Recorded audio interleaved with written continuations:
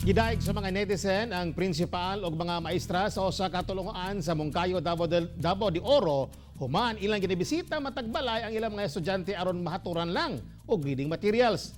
Tumong niya nga sila magpadayon og tuon og basa samtang naka-quarantine. Kini ang kwento ng Pilipino ni Jandy Esteban.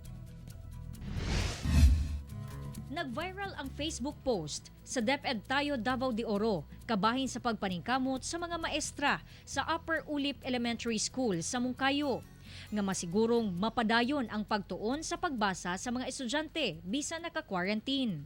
Ang maong post miani og mga positibong reaksyon sa netizen. Ginabisita sa mga maestra ang matagbalay sa ilang kapin 500 ka estudyante aron mahaturan og reading materials nga mismong sila ang naghimo. Kini kabahin sa ilahang reading program. Gipangunahan kini sa school principal nga si Grace Tura Antonio. Aron luwas sila sa COVID-19, ginatuman gihapon nila ang social distancing kay gibilin lang nila ang mga libro gawas sa balay. Naka-face mask sab sila. Siyempre aduna gayoy risgo, no? Kung mugawas kita sa ato ang panimalay. Apan kami wala kami nahadlok tungod kay nasayod kami nga inubanan gayud kami sa protection sa atong labang makagagahom tungod kay ang among tuyo mauman ang pagtabang sa mga kabataan ug sa ilahang mga ginikanan.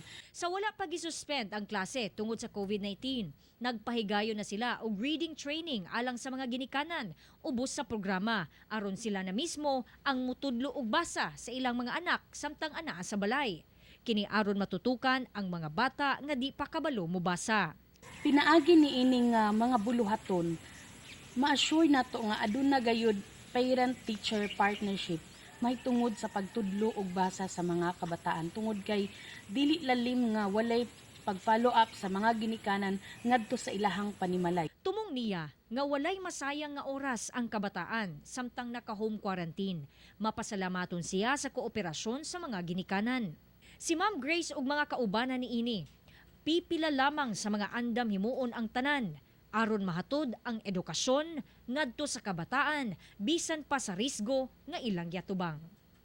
Ako si Jandy Esteban para sa One Mindanao.